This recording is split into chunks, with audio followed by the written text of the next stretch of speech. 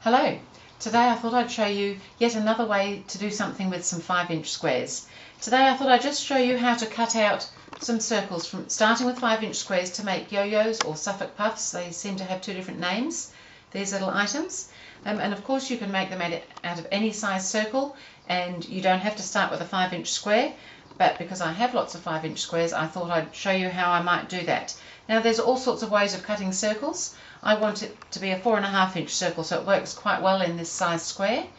But you might have a compass, you might have some other template or something that's circular that you can use to trace around.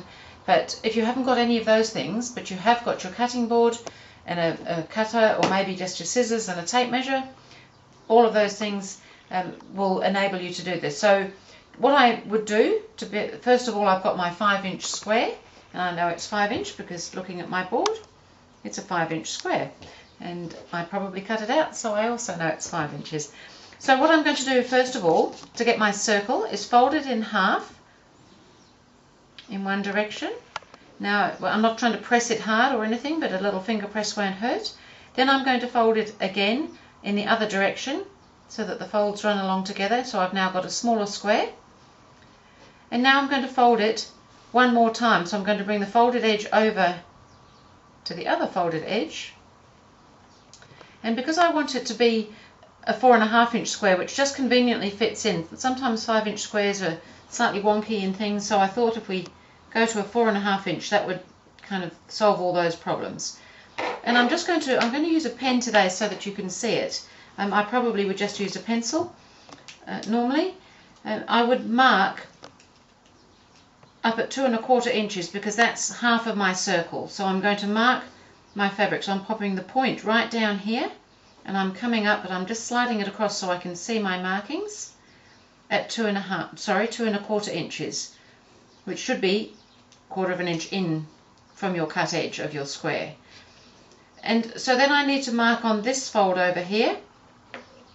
So I'm going to bring that over, and the same thing, I'm going to slide it along a little bit, and I'm going to pop a mark right on that fold at 2.25 inches. And now I want one more marking, so I'm going to flip that over so that my marking sides are up, and fold it yet again. Now it's a little bit of a messy fold, so just keep an eye that your point is maintaining a point.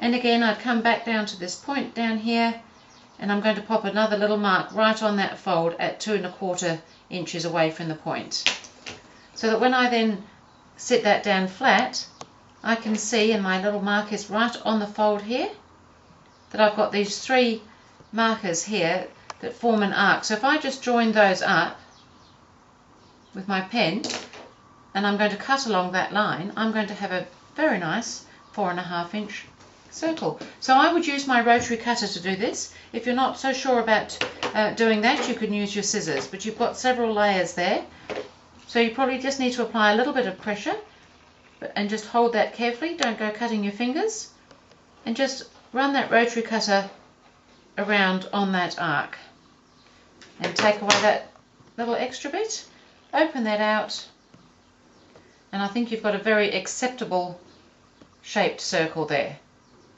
So this is now 4.5 inches across, and that's the size I was looking for, and it's just the right size to get out of a 5-inch square. So I just think that that's quite convenient.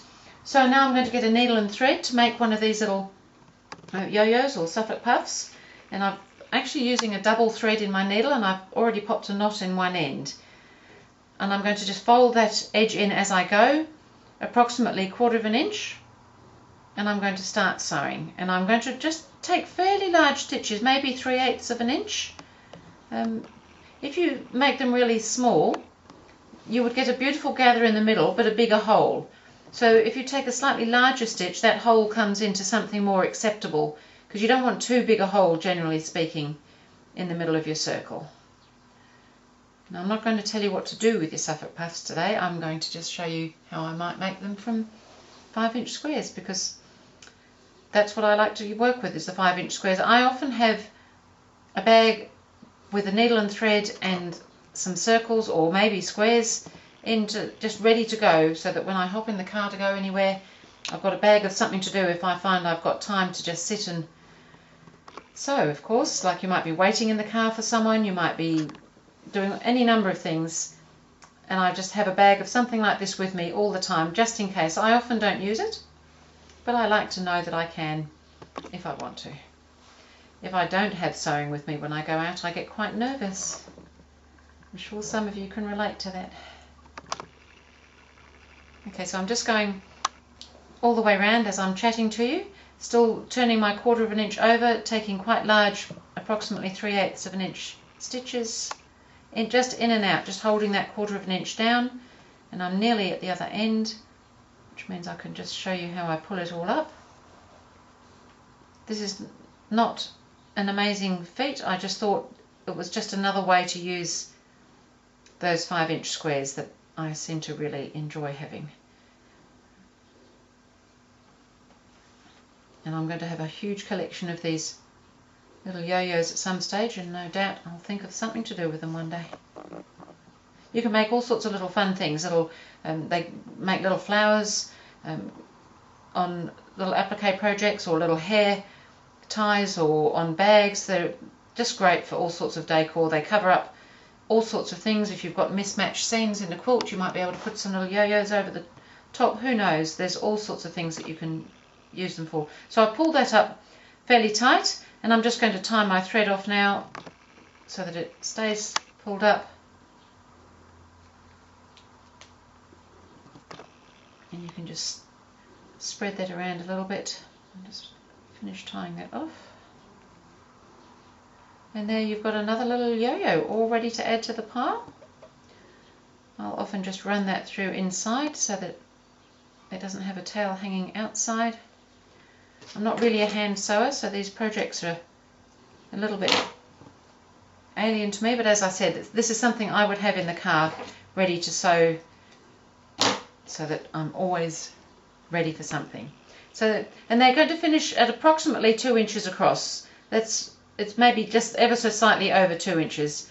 So these ones have all been made from that same size, and as you can see that they're all fitting in pretty much fitting in a 4-inch square. So that's the sort of size you're going to end up with. If you start with 4.5 inch, you're taking 1/4 of an inch in each side, and when you fold it in, it's going to end up at approximately 2 inches across. So that was just a really quick idea of how you can make yo-yos and Suffolk Puffs from 5-inch squares. Thank you.